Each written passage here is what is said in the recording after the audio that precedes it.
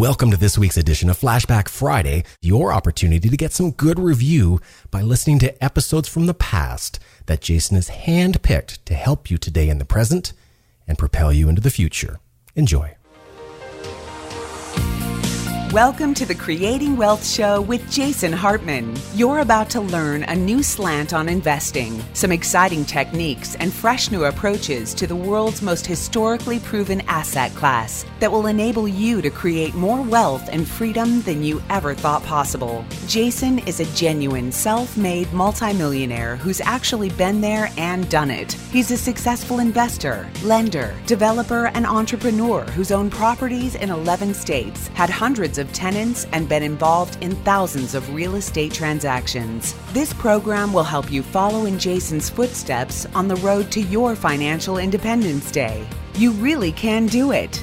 And now, here's your host, Jason Hartman, with the complete solution for real estate investors.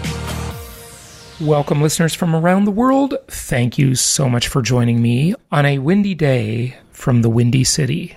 Do you know what the Windy City is? Well, most people think it's Chicago.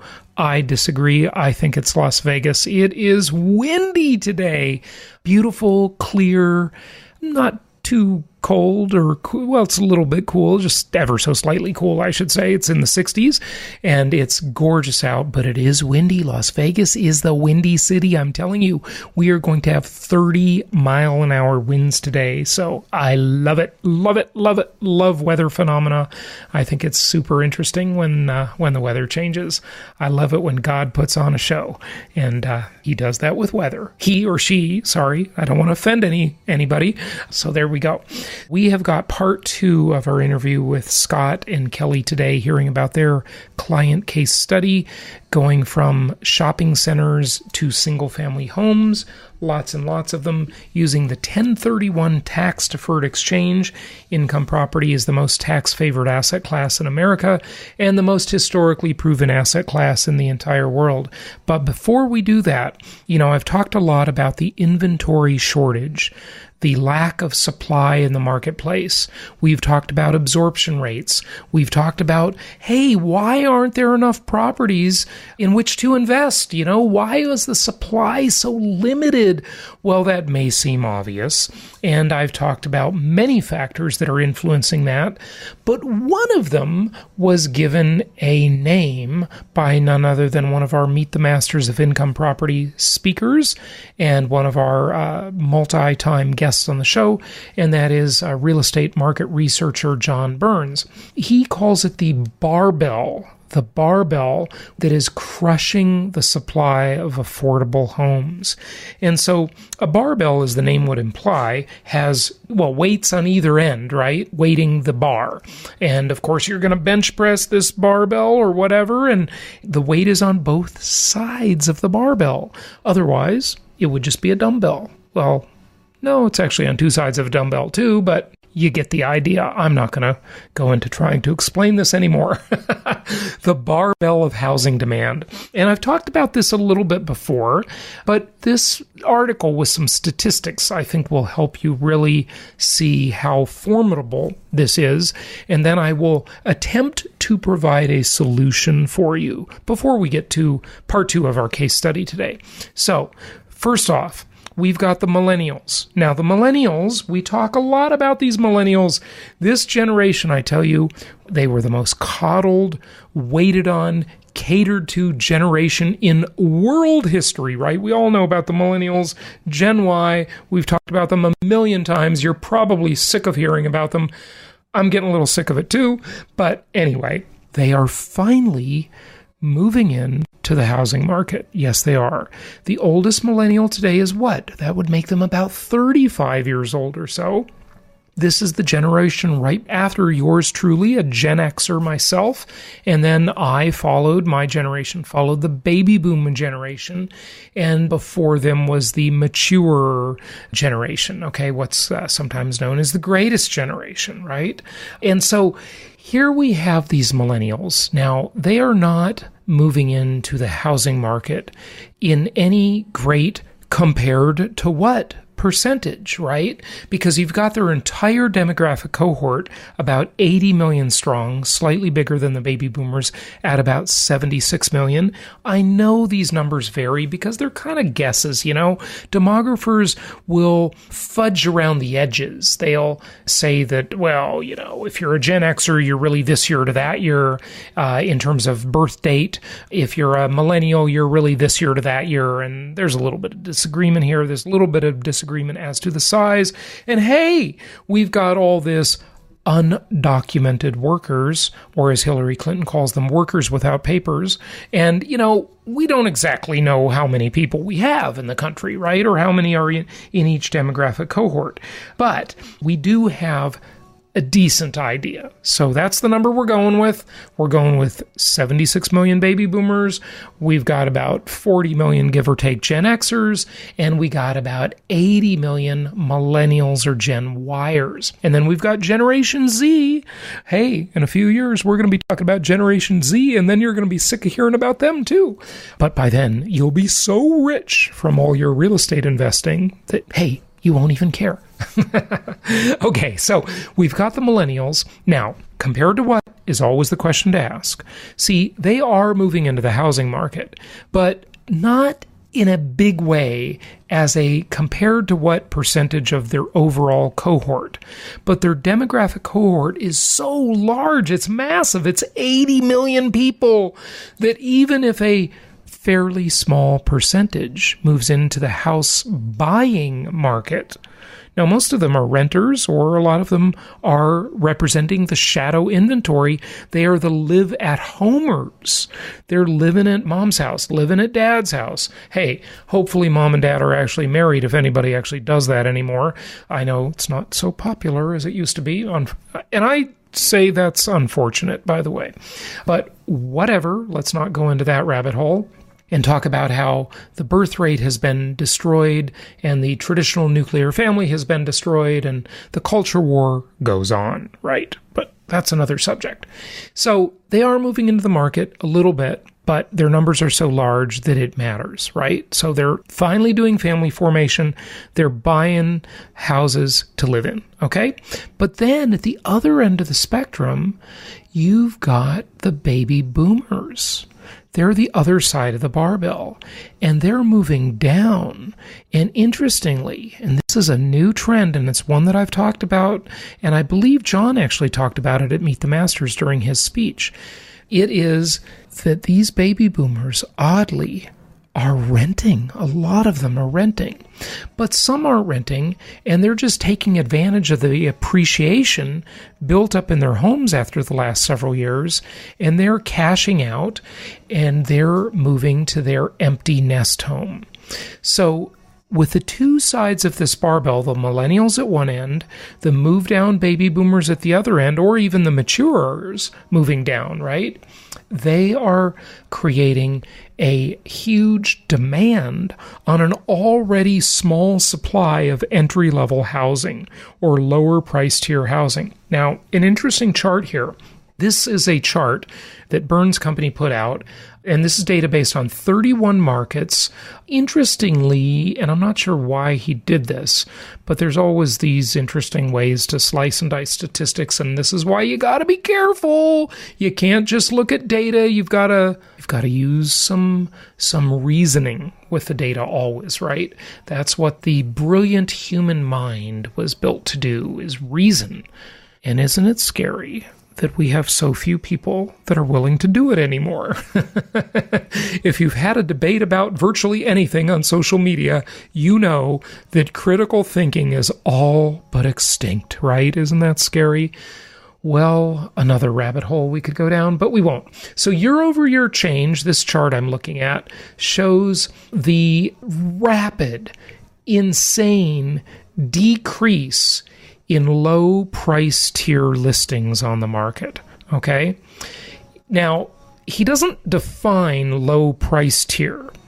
So I'm going to make the assumption that he's doing this based on the market. in relationship to that market.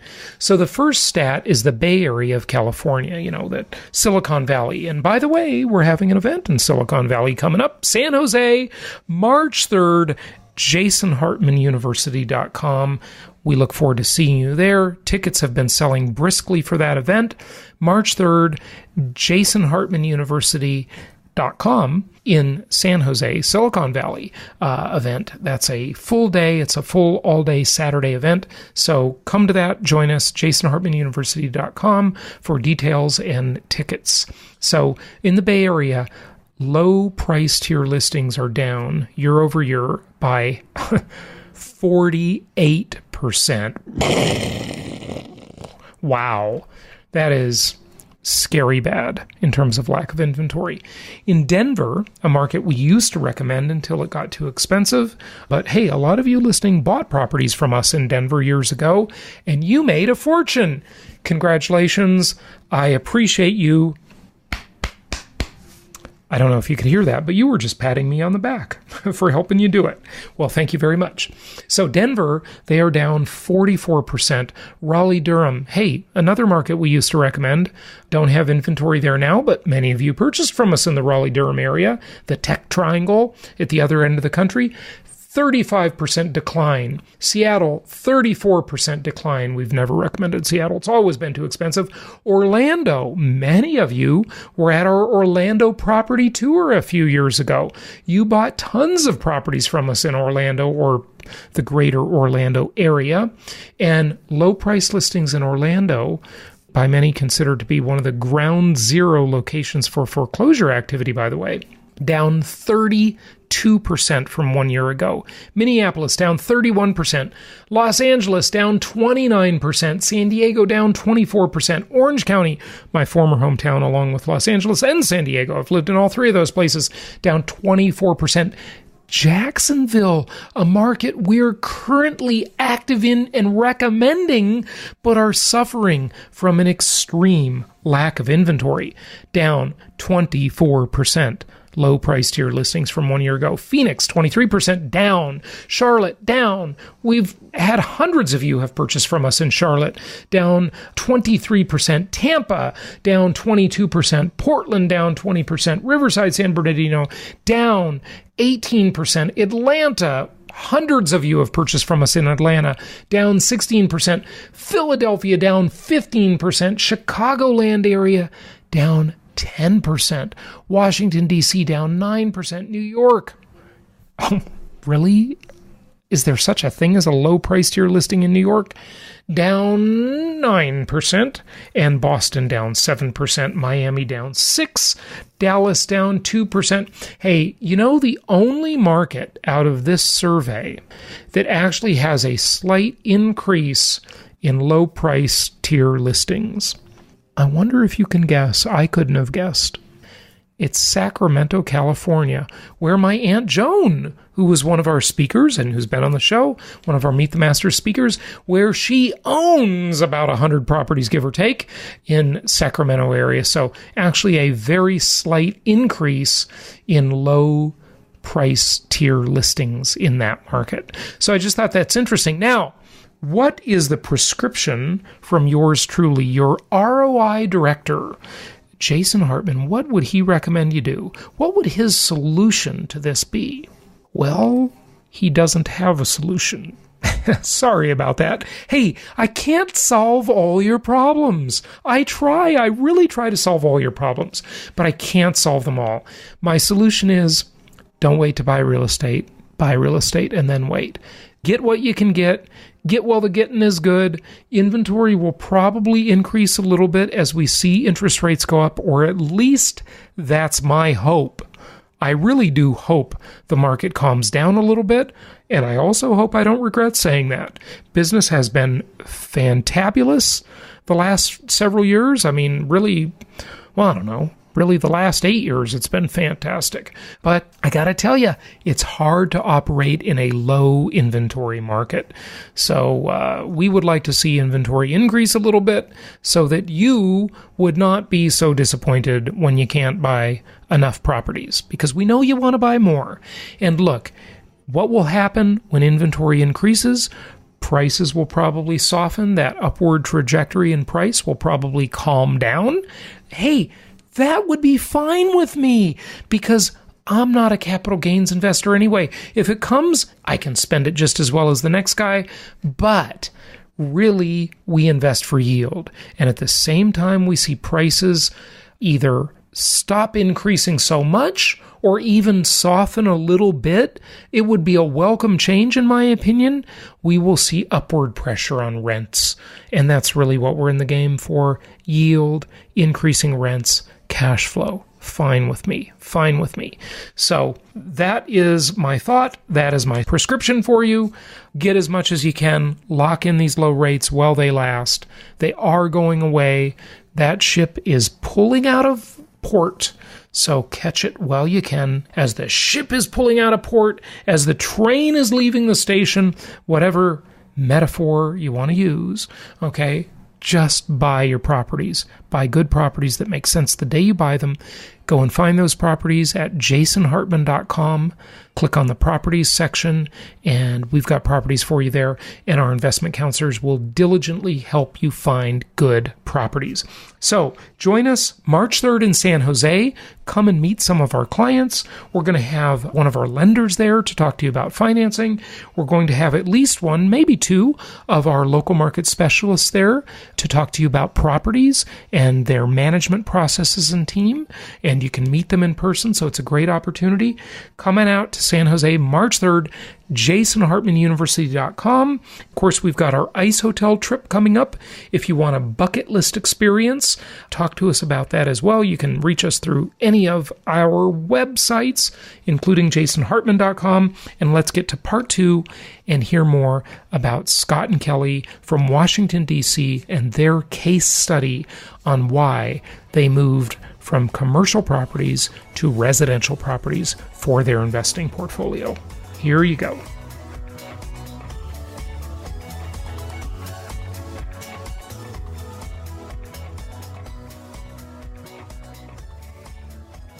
That's why I created this business, is because I tried to do it myself. Also, told the story, you may have heard it, but I'll just recap it really quickly.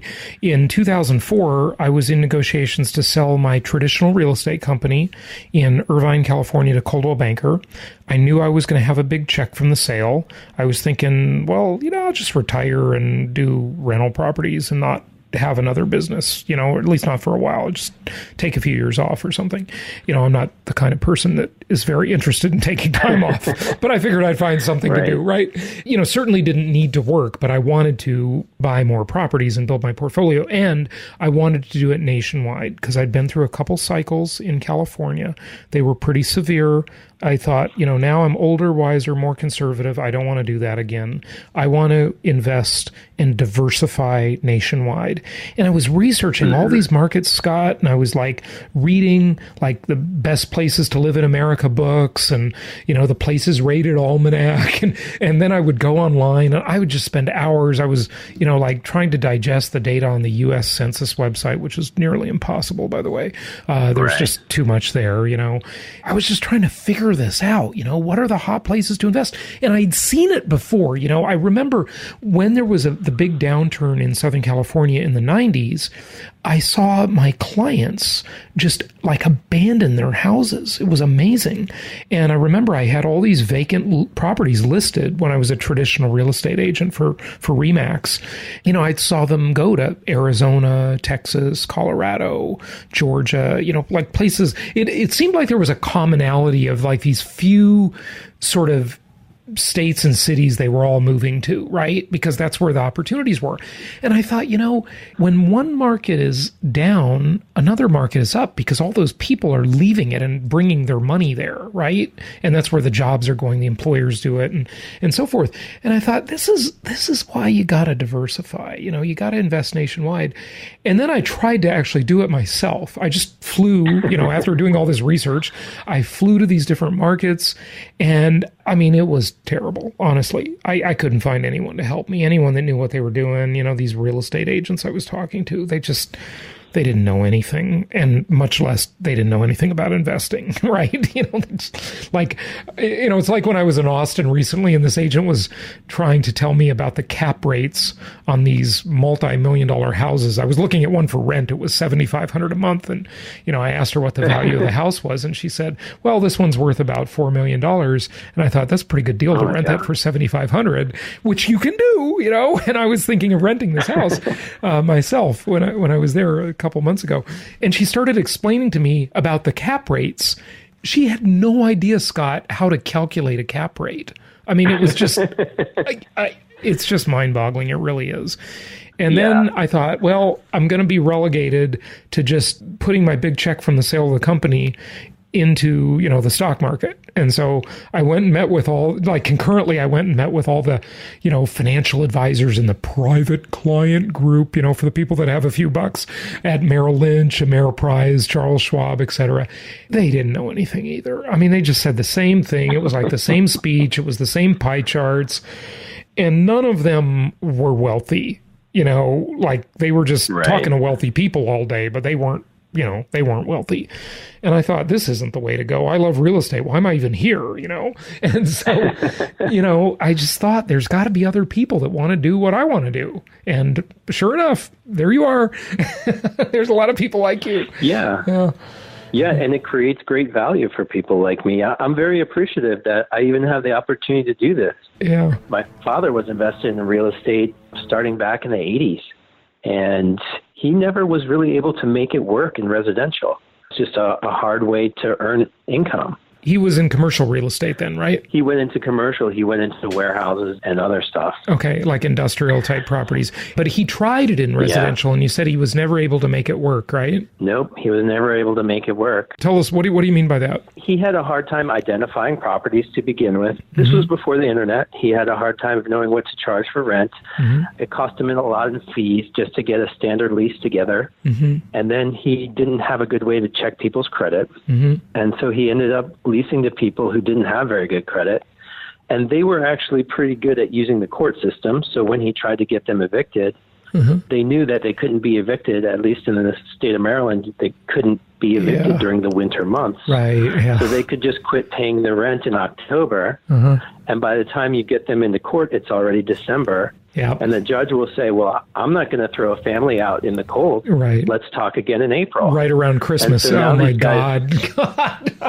So now these guys just got October, November, they get 7 months of free rent. Yeah, yeah. And guess what? The next year they can do it too. Yeah, yeah. They know how to play the game. In any of these liberal, jurisdictions, you don't want to be a landlord, folks. They're just not landlord friendly. We have a client years ago, I remember he used to get up at our meetings. He did it a few times, and he talked about how he owned a property in Washington, D.C., had rented it out, and then the people wouldn't pay, and he tried to evict them, and there was this rule, this law that you can't evict someone whenever there's more than like a certain percentage chance of rain or snow. And that was like every day practically, you'd have to pay and schedule the sheriff each time to go and do the eviction. And it just got, postponed, and they just kept living there for free. It was unbelievable, Yeah. Yeah. Wow.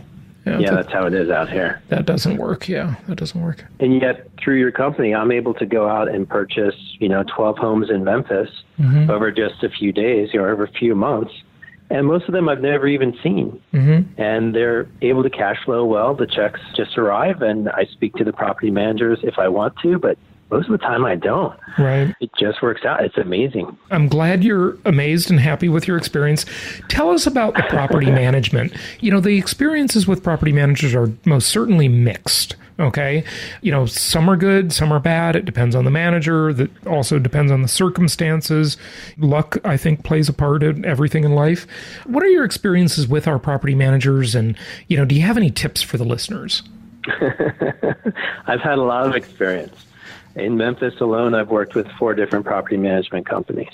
I will say that some providers are better at providing homes, and some providers have a better property management. When you're considering a purchase, you want to look at the home itself and make sure it's a wise decision. And you can always change management down the line. We have found a property manager that we prefer in Memphis mainly because they keep in touch with us a lot and let us know what's going on. Other ones just didn't respond much by the phone, or the rent checks would arrive late. In some cases, the rent checks were missed for an entire month, and we had to go back and forth for months to find out what happened. That's no good.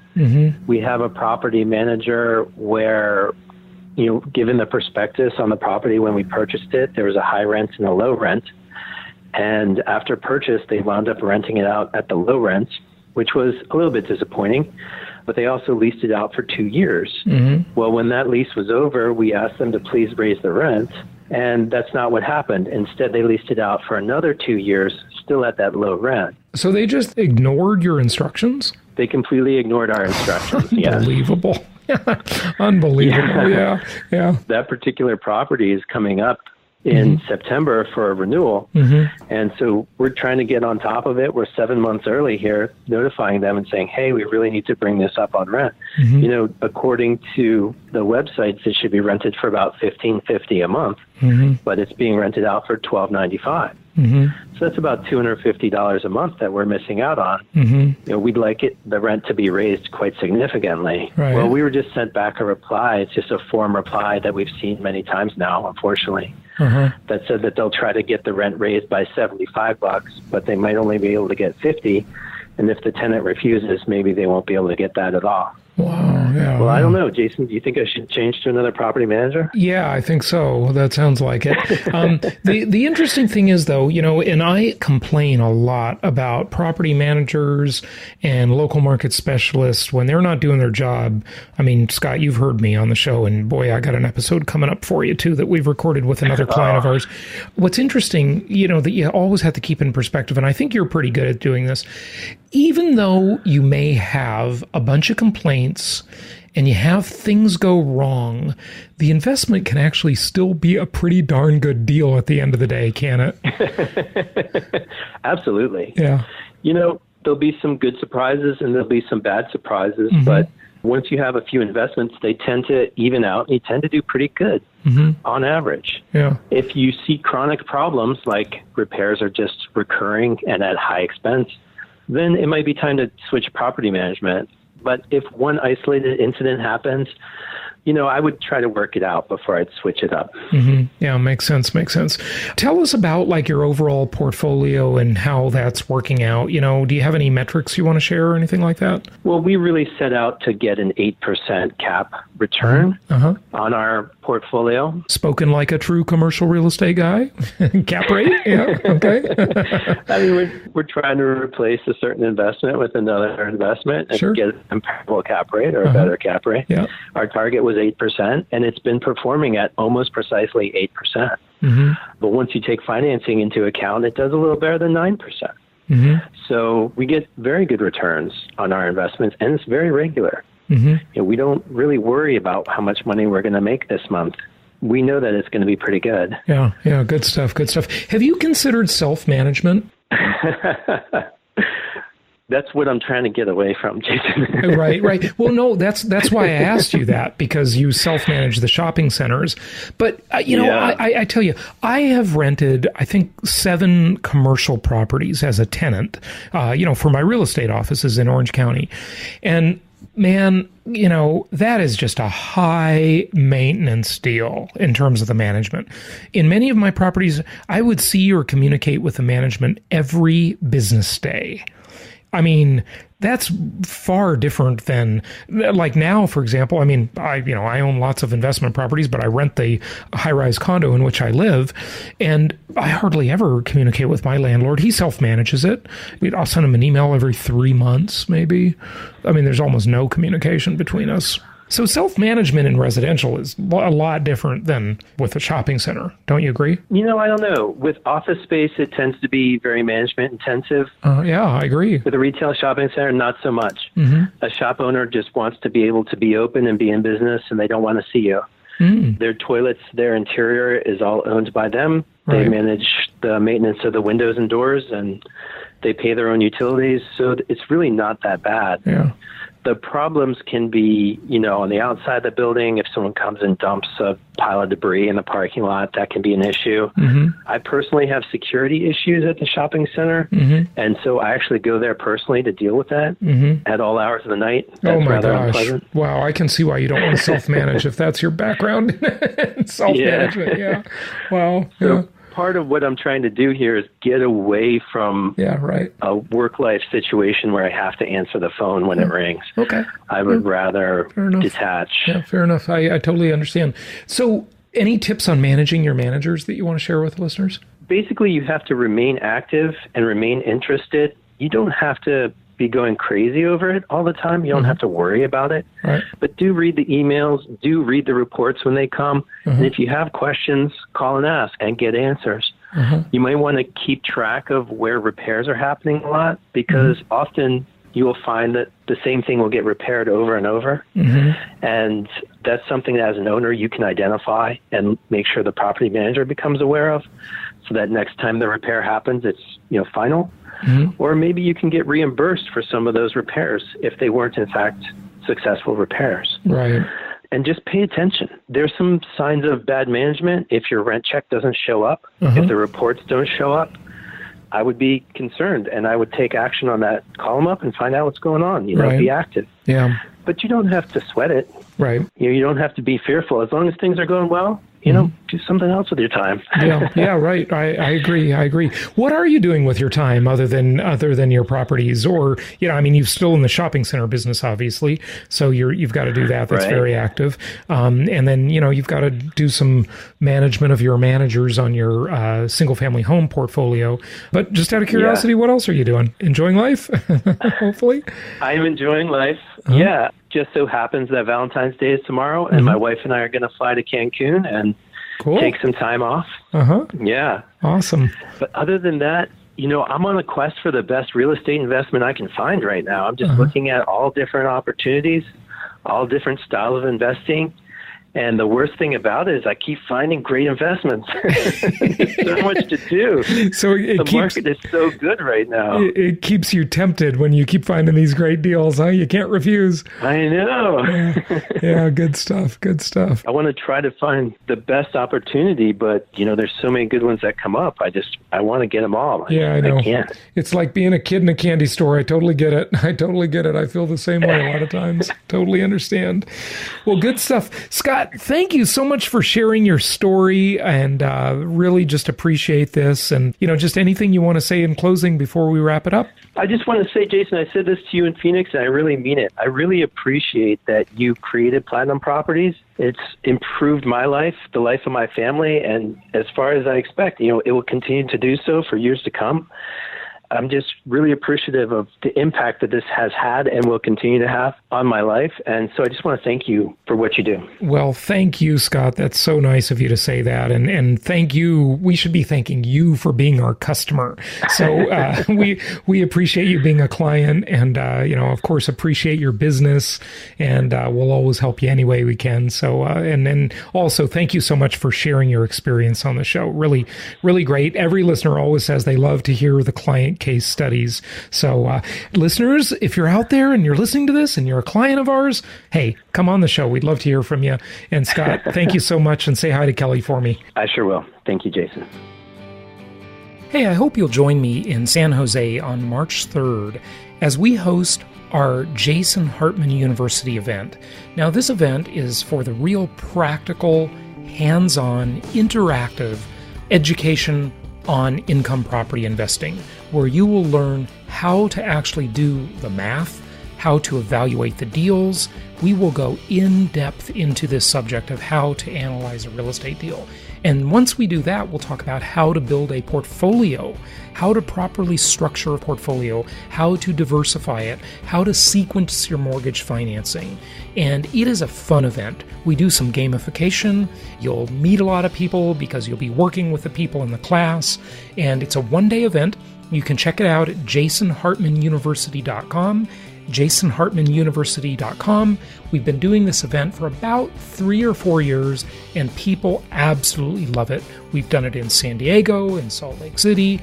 Now we're doing it in San Jose.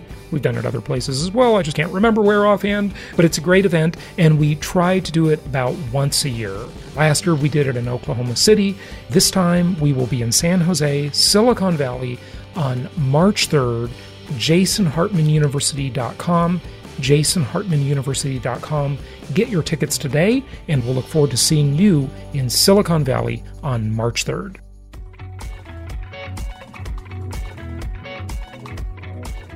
Thank you so much for listening. Please be sure to subscribe so that you don't miss any episodes. Be sure to check out the show's specific website and our general website, hartmanmedia.com, for appropriate disclaimers and terms of service. Remember that guest opinions are their own, and if you require specific legal or tax advice or advice in any other specialized area, please consult an appropriate professional. And we also very much appreciate you reviewing the show. Please go to iTunes or Stitcher Radio or whatever platform you're using and write a review for the show. We would very much appreciate that. And be sure to make it official and subscribe so you do not miss any episodes. We look forward to seeing you on the next episode.